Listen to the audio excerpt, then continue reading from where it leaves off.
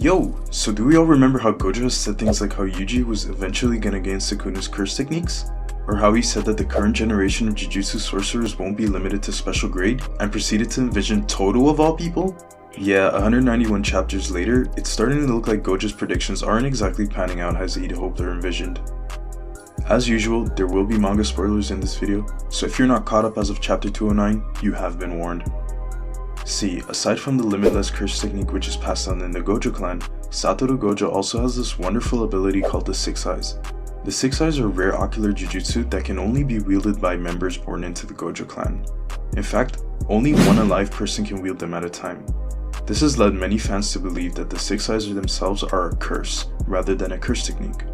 The Six Eyes grant their user extraordinary perception and immense brain processing power, allowing them to perceive reality and energy and see through objects for several kilometers. They even give their user enough brain processing power to automatically have their curse technique active constantly. The Six Eyes are actually the very reason that Gojo is usually wearing a blindfold or sunglasses, as his mind wouldn't be able to constantly handle all that perceived stimuli. However, when it's time to get serious, Gojo takes off his blinds so that he can take in all the information around him, slowing down his perception of time and allowing him to perceive and process his own cursed energy so efficiently that his amount of cursed energy lost when activating his curse techniques is virtually zero, meaning that Gojo never runs out of cursed energy. Because the Six Eyes are so accurate all the time, Gojo has gained the idea that they are always 100% correct without any room for error.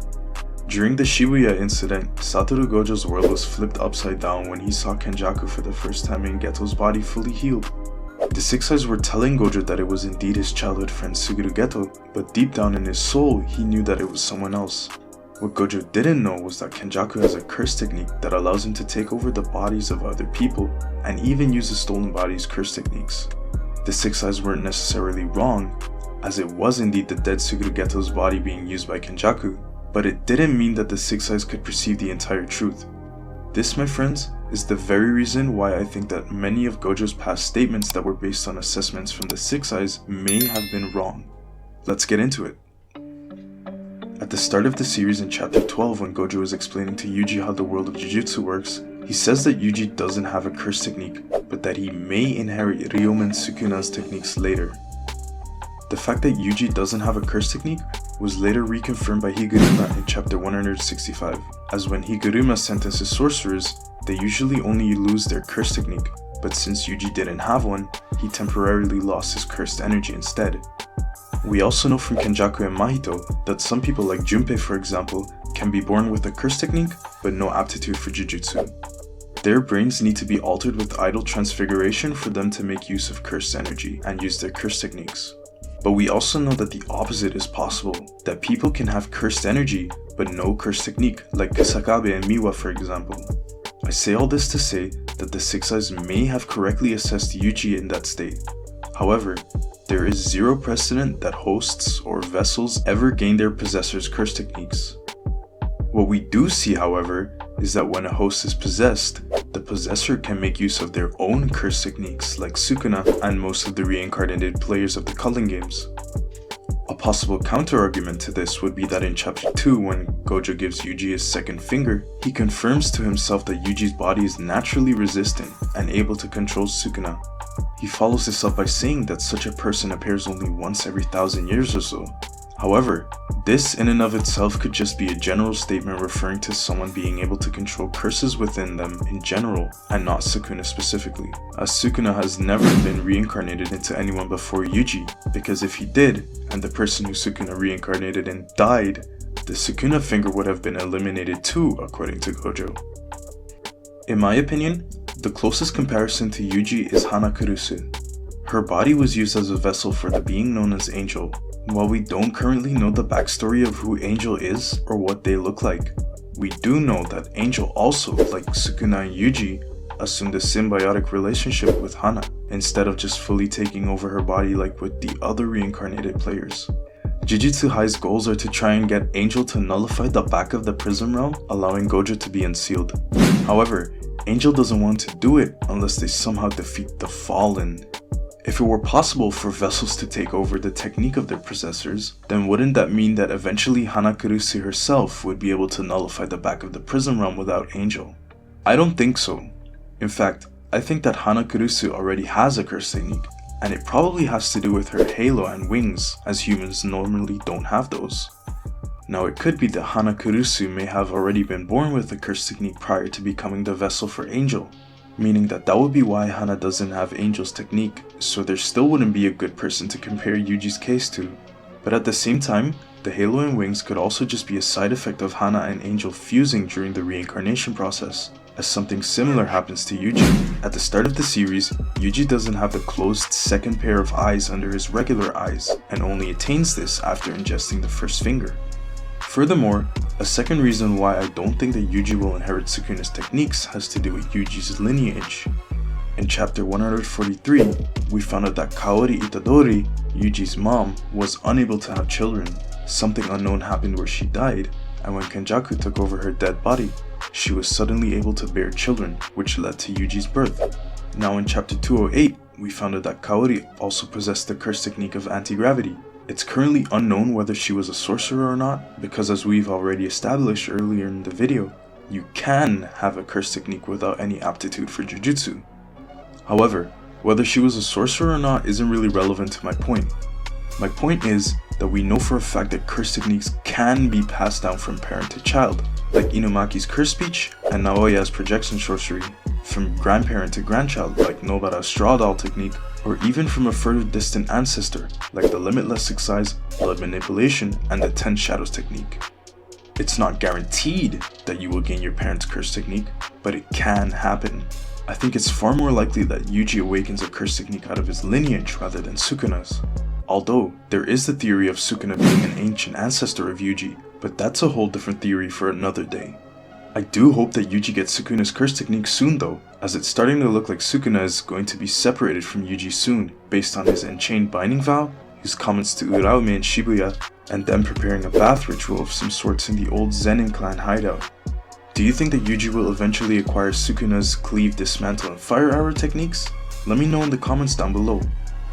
Next, I want to talk about how Gojo said that the current generation of Jujutsu sorcerers won't be limited to special grade. Not only is this statement in and of itself weird, because Gojo knows that the special grade ranking doesn't have a limit. Special grade rank, similar to a Hurricane ranking system's category 5, just specifies what the minimum requirements are to be considered this rank, not the ceiling of it. In chapter 203, Kenjaku clarifies for Choso what it means to be a special grade sorcerer. According to Kenjaku, a special grade sorcerer is someone who can overthrow a country single-handedly. This is why many characters in the series, despite being insanely OP, still don't qualify to be a special grade. A sorcerer like Hakari in Jackpot, who's probably the closest thing to special grade, might be insanely broken, but if a country were to drop a nuclear warhead on him right as his timer was running out, he'd still lose. Meanwhile, someone like Principal Yaga was in consideration for being promoted to special grade simply because a theoretical sentient curse corpse army could take over a country single-handedly, despite Yaga obviously not being that strong or him being able to control the sentient curse corpses, but they didn't know that. The mere idea of Yuta Okotsu, a descendant of Sugawara no Michizane, having control over special grade vengeful spirit, immediately bumped him up to special grade sorcerer without having any fights, only having mangled a couple of non-sorcerers. The gap in power between the special grades is so incredibly large that Gojo's statement of surpassing the grade makes no sense. Even Sukuna remarks how the system is incredibly flawed because it groups him together with a special grade finger bearer. And the thing is that the qualification for being considered a special grade cursed spirit are even lower than those of a special grade sorcerer. During the conversation between Gojo and Gakuganji that Gojo makes this remark, he starts listing names of people who he thinks can achieve this feat: Hakari, Okotsu, and Todo. Now let's just say that hypothetically what Gojo means when he says that they're not limited to special grade is that he means that they're going to reach or surpass the current peak of special grade, Allah himself, as he does say something similar to that in chapter 11 when talking to Eijiji. Even then is this a completely absurd statement to make, and here's why. While Hakari has an amazing domain that works even faster than that anti-domain techniques can activate, and was confirmed by the narrator to be even faster than Mahito's 0.2 second domain expansion, the fact remains that you can still fight him within the domain and get him before he attains jackpot. His jackpot mode only lasting 4 minutes and 11 seconds means that a strong enough sorcerer could just wait it out like Kashimo did, and then defeat him during the reroll period.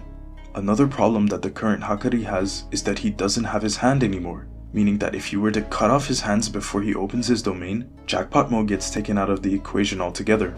As shown in the Charles fight, Hakari isn't the type of guy to start the fight with his domain like Higuruma would. Base Hakari being relative to Yuji lowballed and to a weakened Kashimo highballed means that he's definitely nowhere near special grade at that point.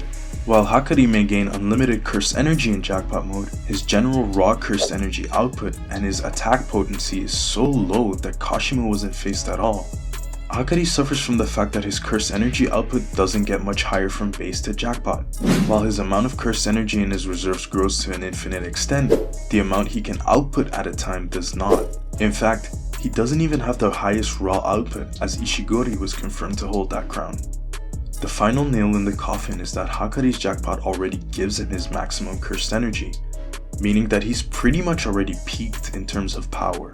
See, at least Yuta has room to grow, with that the more different curse techniques he acquires, the more diverse and strong of a fighter he'll become. But Hakari? Hakari is already peaked. Speaking of Yuta, while Yuta already is a special grade sorcerer, and like I just said, he definitely has a lot of room to grow, he still isn't surpassing Gojo. While Yuta himself has become a far stronger sorcerer since JJK Volume 0, Rika in turn has gotten a slight nerf. After Yuta unraveled the curse that was keeping the spirit of Rika Orimoto hostage, her spirit was released and was able to pass on to the afterlife. The spirit of Rika Orimoto left behind the Shikigami form that Yuta currently uses today. It acts as an external storage for both Yuta's extra curse energy as well as his curse techniques. We still don't quite know the exact conditions on how the mimicry technique works, but if it's anything like Monoma from My Hero Academia, then having Rika be the external storage that can hold on to all the copy techniques is certainly handy. While Gojo was in the process of being sealed, he reminded Kenjaku who beat Suguru Geto a year prior. Despite this, Kenjaku laughs it off, stating that Yuta's unconditional copying technique and boundless energy were both a result of him keeping Rika's soul hostage, implying that without that, the current Yuta might still grow, but he'll never reach Gojo's level. Now Kenjaku isn't even an unreliable narrator or anything, as he's lived well over 1,000 years, is the second best barrier technique user, has a vast knowledge of the Jujutsu world, and even has all the memories of Suguru Geto at his disposal to compare the two situations. This isn't to say that his word is 100% right all the time though, since he has been surprised before, but it's something you should keep in mind nonetheless. Kenjaku's thoughts are further solidified for us during the Sendai Colony chapters where we get to see Yuta fight again. It's not confirmed or anything, but it looks like Yuta's copying is no longer unconditional, as he and or Rika both made contact with Uro and Drew's blood before Yuta was able to copy their techniques. Even Ryu Ishigori speculates this as well. There's also a super small chance that Rika made contact with Inumaki's blood when she carried a mangled Maki and Inumaki to safety. If this is true, it could be that Yuta's copying technique was never unconditional to begin with, but again, this isn't confirmed. Furthermore, while Yuta's fight with Yuji showed how incredibly powerful his base form is, his fight versus the Sendai Deadlock showed us that Yuta's curse energy actually does have a limit and is no longer boundless. When he activates Rika's complete manifestation through the ring, he can use his diverse copied and stored curse techniques, Rika becomes stronger, being able to use the love cannon, and Yuta gains another huge boost of curse energy from Rika. However, this state only lasts for 5 minutes at a time, and we currently have no idea how long it takes for Yuta to be able to reactivate this state. If it's anything like domains though, then we could assume that he can only use this once a day, but that's pure speculation of course. It again should be noted though that this is a slight nerf from the vengeful curse spirit, Queen of Curses Rika, as she was able to fully manifest for 422 seconds, or 7 minutes and 2 seconds. Yuta is still incredibly powerful and definitely deserves his special grade status. However, the fact that currently his most powerful form has a time limit of 5 minutes means that he'll never reach the level of Gojo. I don't think I need to remind everyone how Gojo constantly has reverse curse technique running on his brain at all times, allowing him to fight for days on end. 5 minutes is truly nothing comparing to someone who can fight for entire days. Finally, we have what in my opinion was Gojo's craziest take. Gojo for real thought that Aoi Todo was going to be one of the sorcerers to reach and surpass special grade level. Don't get me wrong, Todo is a good grade 1 sorcerer who knows a lot about Jujutsu, has proficient cursed energy control, has a self-proclaimed IQ of 530,000, can use simple domain, and even Black Flash. He was mentored by Yuki Tsukumo, one of the 4 modern era special grade sorcerers. Todo even had some great showings versus Hanami and Mahito, but the biggest problem with those feats is that they were both 2v1s. In fact, Todo's curse technique, Boogie Woogie, particularly shines in 2v1 situations, as Todo gets more combinations to swap with, allowing for incredibly disorienting combo attacks. Sadly though, during the Shibuya incident, Todo lost his ability to use his curse technique versus Mahito. One of his arms got completely transfigured off, while in his other arm, only his palm was slightly transfigured, but having both hands be transfigured was enough to make Todo lose his curse technique. Perhaps Gojo was thinking in possibilities rather than being realistic. The way how Todo's Boogie Woogie technique works is that with the clap of his hands, he can switch the positions of anything with cursed energy within range. He can change his own position with something or someone, or have 2 different parties switch places. His technique isn't limited to people, and can also be used on objects, so long as they have cursed energy. See, theoretically, Todo could actually be godlike. Imagine if he refined his technique to the point where he could clap, and suddenly your heart, liver, or brain switch places with a rock. Since the technique has no travel distance, I suppose it might even be able to bypass Gojo's infinity and one-shot him if he swapped his brain out, meaning no reverse curse technique healing. Or perhaps I'm wrong and the sound wave actually needs to hit your body for the switch to activate, meaning that Gojo could block it. It would only work if the sorcerer curse channeled the necessary amount of cursed energy into their organs for Todo to activate his technique. But there's a simple solution to that. Reverse curse energy comes from the brain, and curse energy from your belly. Theoretically speaking, of course, if Todo were refined enough in his technique, he could just swap out your abdomen as soon as you start producing cursed energy, and then when you try to reverse curse heal, he swaps your brain out. Maybe he could even learn how to swap multiple things in one clap instead of just being limited to swapping 2 things at a time. This would help him one-shot mobs. I believe that if Todo became that powerful, that he'd actually live up to the expectations of Satoru Gojo. But the reality is that a certain Mahito happened, and as it stands right now, Gojo was just straight up wrong, and Todo is never reaching that level. Lastly, I just wanted to laugh at how Gojo seriously thought that everything was gonna be okay after he got sealed. The Shibuya incident was truly a disaster. So many of our favorite characters were seriously injured or died. This then all led into the culling games where even more people died. Not only did Gojo being at the top for so long make everyone complacent, but the general level of Jujutsu in the modern era is way worse according to Kenjaku and Sukuna, who were both alive during the golden age of Jujutsu. There was basically no way that Gojo getting sealed was going to end well for our favorite characters. Thanks for watching this video all the way to the end. I'm super happy with how the last video on Megami went. My personal goal that I set for myself was 50 views. So you can imagine how excited I became after I saw how you guys completely blew it out of the water, getting over 350 times the amount of views that I expected to, and also with how much positive reception it received. Thanks for that. If you liked this video, then please be sure to comment, like, subscribe. I don't have all the answers, but I hope that this video was a good think piece to help everyone theorize some more on the future of Jujutsu Kaisen. My next video is most likely going to be about Mahito's inevitable return in this series, so stay tuned for that. See ya!